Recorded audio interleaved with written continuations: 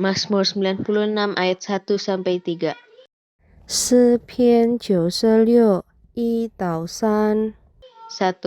Nyanyikanlah nyanyian baru bagi Tuhan. Menyanyilah bagi Tuhan, hai segenap bumi. 1.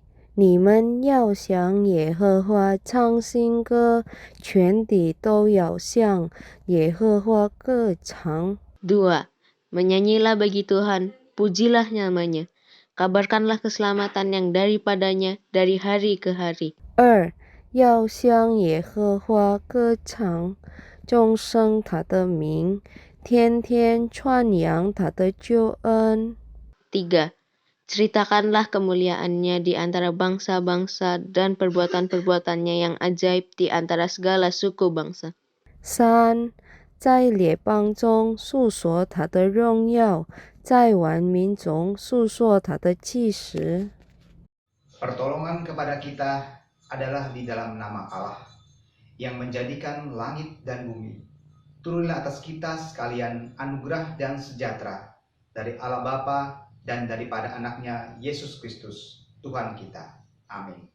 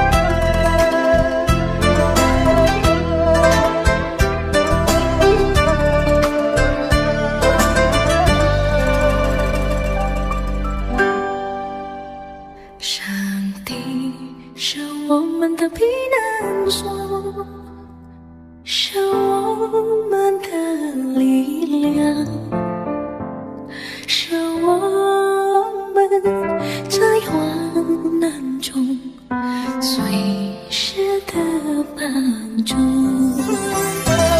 上帝是我们的避难所，是我们的力量，是我们在患难中随时的帮助。哈利路亚，哈利路亚，我要歌颂他。哈利路亚，哈利路亚，我要赞美他。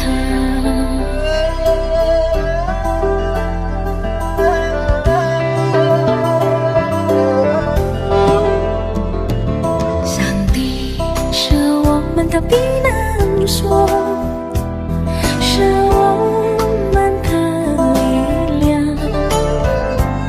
是我们在患难中随时的帮助。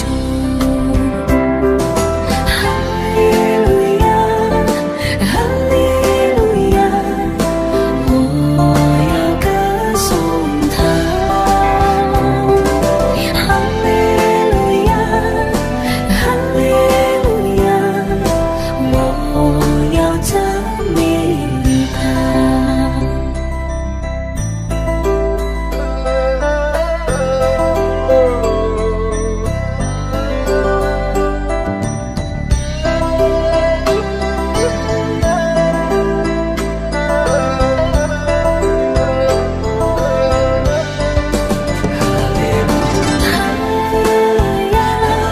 哈利路亚，我要歌颂他。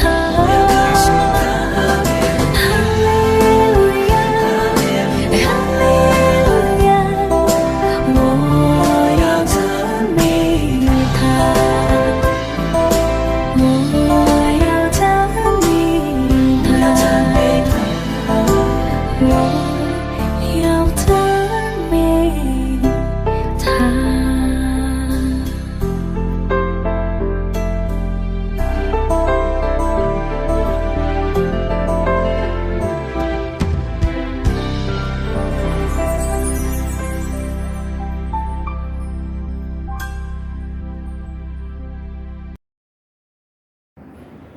Saudara-saudara, di dalam perayaan Imlek orang Tiongkok, beberapa huruf merupakan satu lambang dan mempunyai karakter makna tersendiri.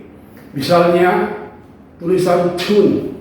Chun ini artinya semi. Jadi dalam perayaan Imlek itu merayakan semi.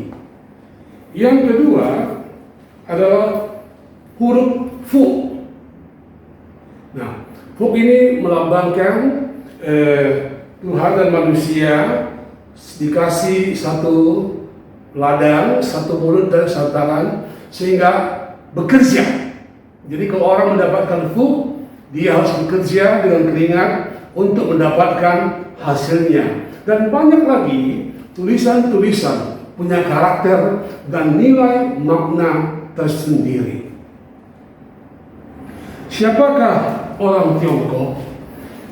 Kira-kira 30 tahun Dr. Otir Nelson meneliti cara pandang orang Tiongkok, yaitu dia mendapat kesimpulan orang Tiongkok itu suka yang realitas nyata, bisa dilihat secara visual, fakta, bisa melalui tulisan atau gambar.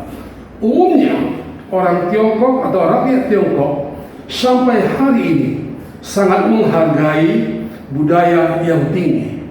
Di antaranya itulah tulisan atau sejarah.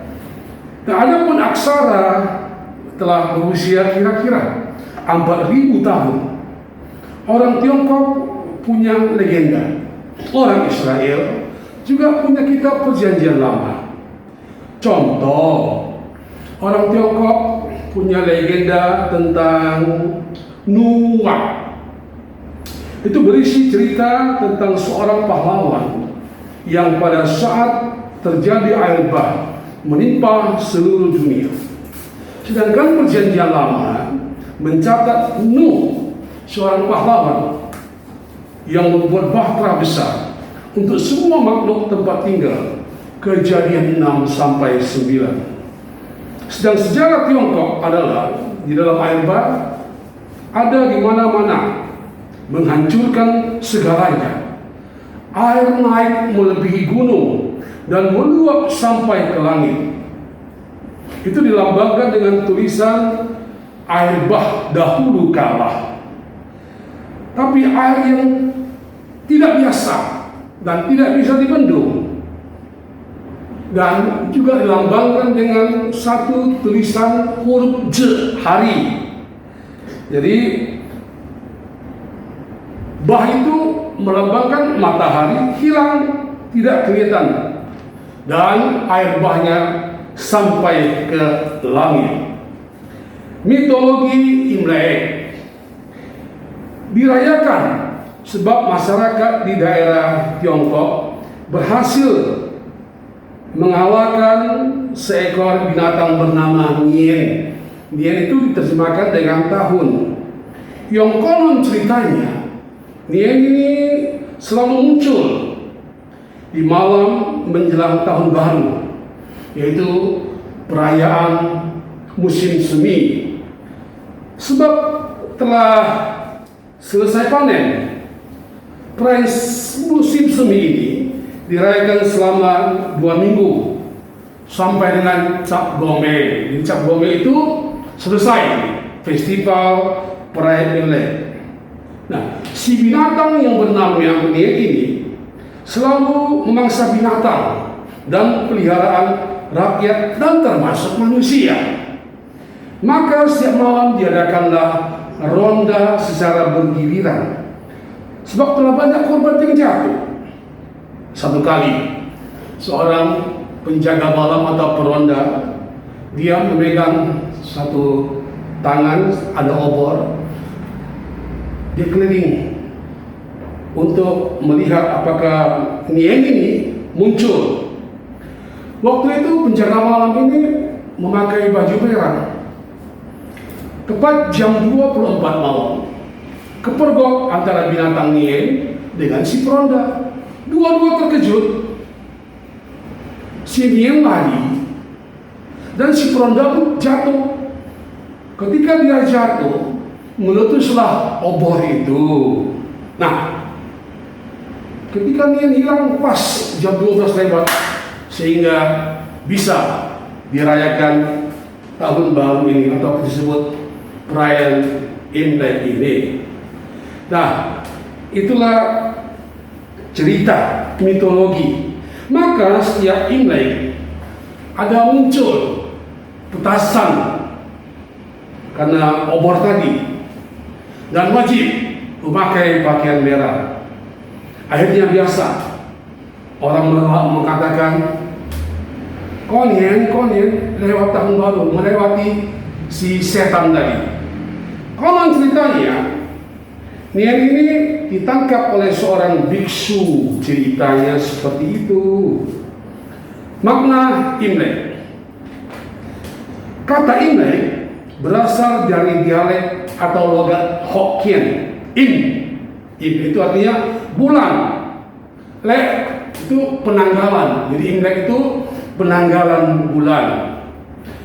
Juga berarti Imlek kalender. Biasa juga disebut Chunjie atau musim semi. Jika dilihat makna sesungguhnya, Imlek itu sebenarnya adalah menyambut festival musim semi, sebab panen telah selesai. Karena di daerah Tiongkok itu ada 4 musim. Ketika selesai perayaan 15 hari ini, mereka mulai menanam lagi. Dan sekali-kali bukanlah perayaan keagamaan, tapi budaya. Kapan awal dirayakan? Kira-kira di zaman dinasti Qing. Apa yang perlu disiapkan dalam perayaan Imlek ini? Nah, ini sudah pasti bersihkan rumah, ya, kotoran-kotoran, karena ada keyakinan di orang-orang tempo dulu di rumah itu banyak bersarang setan-setan dan rumah itu perlu dicat kembali. Kedua, ada namanya persiapan makan keluarga yang berkumpul, karena ini reuni pertemuan tahunan. Disiapkan semua makanan yang enak-enak. Yang ketiga, di hari pertama Imlek itu, tahun ini jatuh pada hari Jumat, tanggal 12. Nah, di hari pertama itu jangan menyapu. Jikalau menyapu itu rezeki bisa hilang. Tapi sesudah lewat jam 12, konon cerita dari mulut ke mulut, silakan menyapu. Yang keempat, setiap depan pintu rumah harus dilempar kertas warna merah. Apakah ini ada hubungan dengan perayaan Paskah, pelepasan bangsa Israel dari Mesir? Kelima, dilarang keremas, cuci rambut, sebab kepala ini atau rambut itu dilambangkan dengan fa, ya, berkembang, mendapat berkat, ya.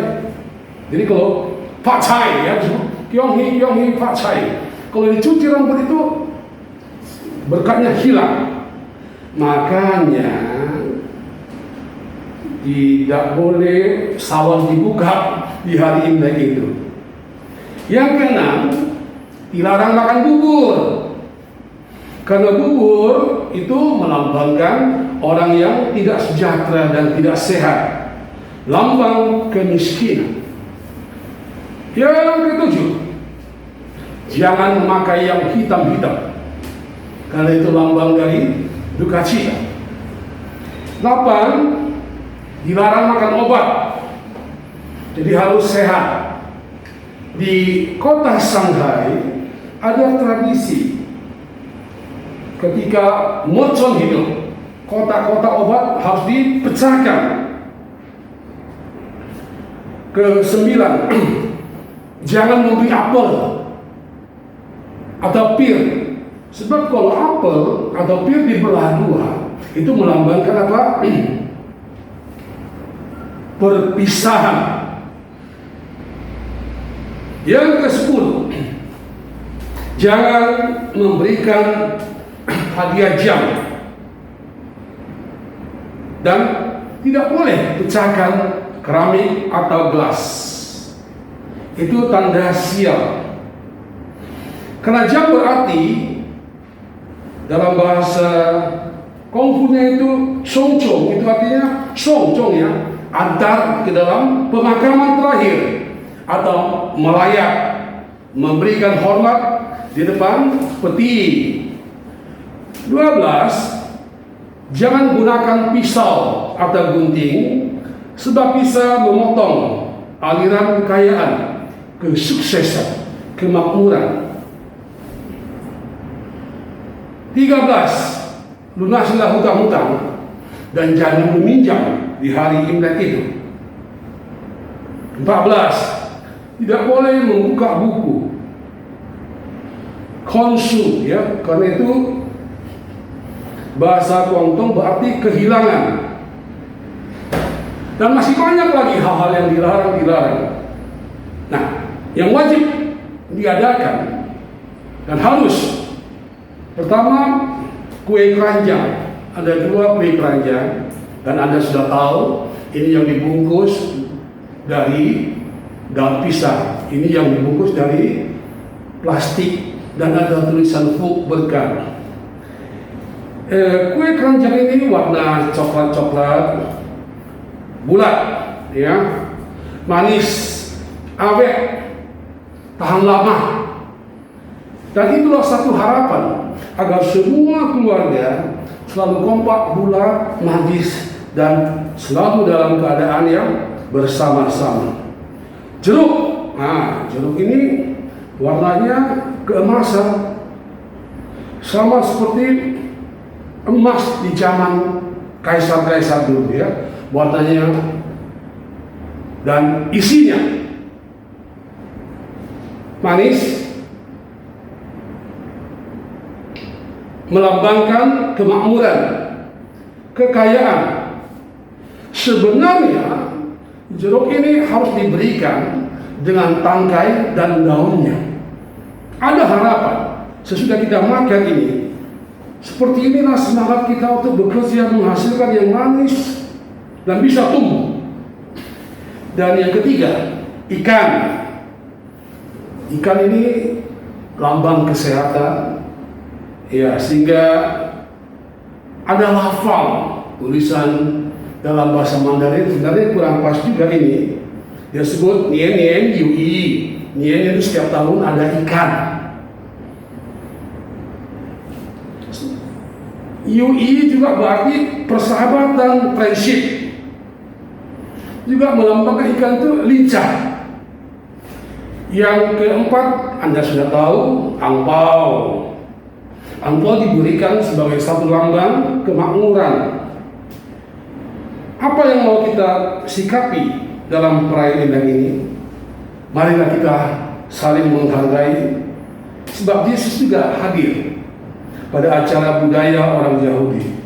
Contoh, dia menghadiri satu pernikahan di Kana, Yohanes pasal 2. Hargai budaya masing-masing kelompok suku. Mari kita ucapkan Kyonghi, Kyonghi, Kyonghi. Tuhan memberkati kita. Amin. Mari kita berdoa. Allah Bapa yang Maha Kuasa, kami bersyukur kami bisa dikumpulkan bersama-sama untuk hadir memuji Tuhan dan memberkati kami semuanya.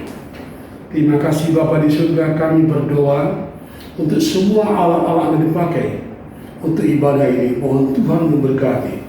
Juga memberkati saudara-saudara kami yang belum berkumpul dan semua gereja yang mengadakan ibadah seperti kami. Di dalam nama Yesus kami memohon. Amin. Matius pasal 15 ayat 10 sampai 20. Hal najis dan tidak najis. Lalu Yesus memanggil orang banyak dan berkata kepada mereka, dengar dan camkanlah, bukan yang masuk ke dalam mulut yang menajiskan orang, melainkan yang keluar dari mulut, itulah yang menajiskan orang. Maka datanglah murid-muridnya dan bertanya kepadanya, engkau tahu bahwa perkataanmu itu telah menjadi batu sandungan bagi orang Farisi? Jawab Yesus, setiap tanaman yang tidak ditanam oleh Bapakku yang di surga akan dicabut dengan akar-akarnya. Biarkanlah mereka itu. Mereka orang buta yang menuntun orang buta. Jika orang buta menuntun orang buta, pasti keduanya jatuh ke dalam lubang. Lalu Petrus berkata kepadanya, jelaskanlah perumpamaan itu kepada kami. Jawab Yesus, kamu pun masih belum dapat memahaminya. Tidakkah kamu tahu bahwa segala sesuatu yang masuk ke dalam mulut turun ke dalam perut, lalu dibuang di jamban? Tapi apa yang keluar dari mulut berasal dari hati, dan itulah yang menajiskan orang. Karena dari hati timbul segala pikiran, pembunuhan, perzinahan, percabulan, pencurian, sumpah palsu, dan hujat. Itulah yang menajiskan orang. Tapi makan dengan tangan tidak dibasuh tidak menajiskan orang. Bapak Ibu yang terkasih, kalau kita perhatikan dari ayat 1 sampai 9, itu adalah satu situasi tentang ahli Taurat dan orang Farisi yang lagi bingung dan sungguh-sungguh kaget. Dan ini bukan pertentangan Yesus dengan orang Farisi secara pribadi, tapi benturan dua pandangan tentang agama yang jadi tuntutan Allah. Apa tahir dan najis dalam tradisi agama, yaitu tradisi Farisi dan ahli Taurat, yaitu masalah seremonial. Seorang tahir itu boleh ikut ibadah. Seorang yang lagi haid dianggap najis, tidak boleh ikut ibadah.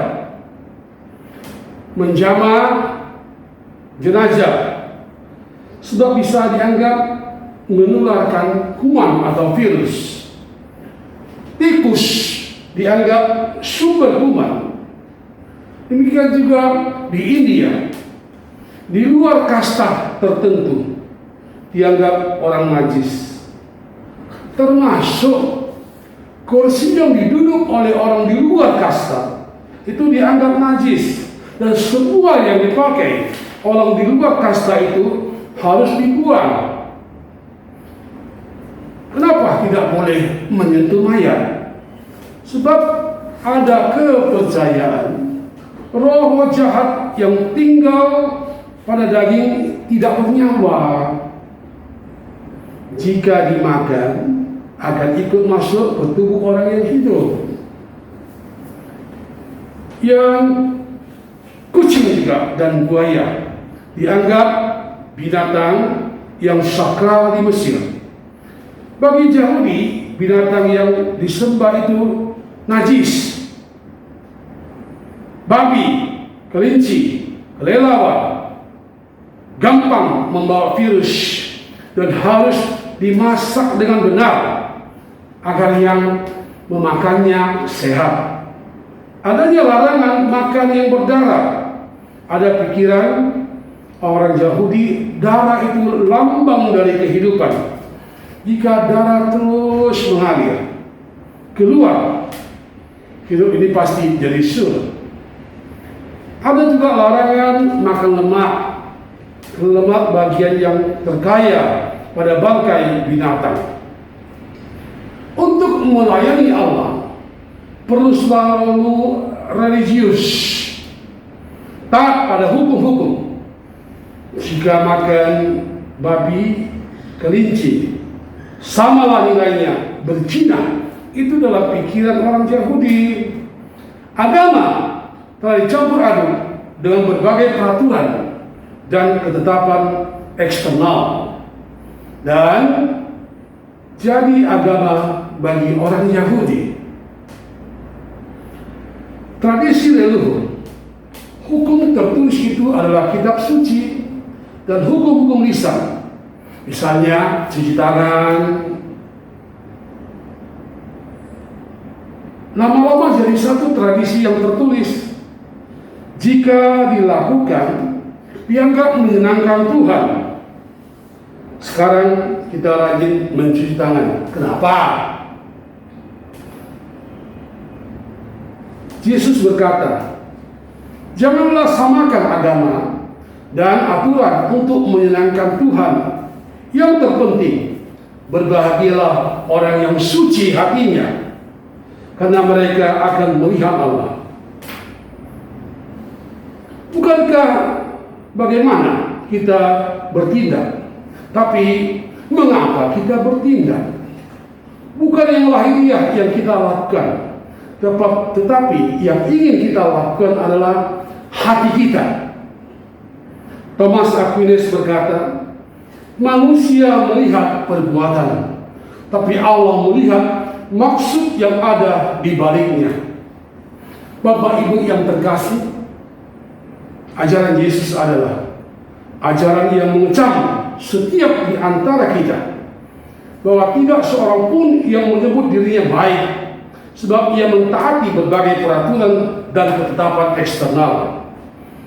Ia baik jika niat dan hatinya baik. Inilah akhir perkataan dan kesombongan dan alasan bagi setiap orang dapat berkata, Tuhan, kasihilah aku orang yang berdosa ini. Amin. Tuhan memberkati kita semuanya. Mari kita berdoa. Terima kasih Bapa di surga. Kami berdoa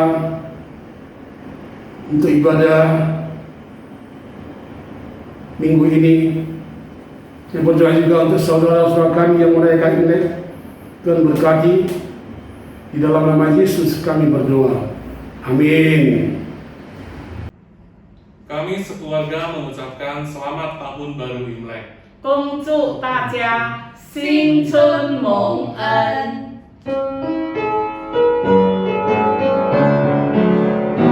贺新年，贺新年，新年来祝恩典，愿大家都快乐过新年。贺新年，祝新年，新年来祝恩典，团团聚，福中祝恩典。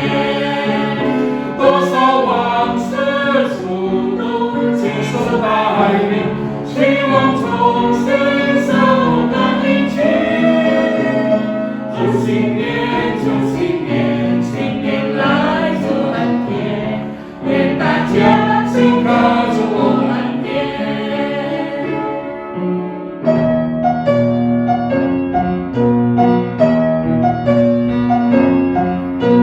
从新手到年终，耶和华的慈爱常与我们同在，应当高声颂扬。恭喜恭喜恭喜你呀！恭喜恭喜恭喜你！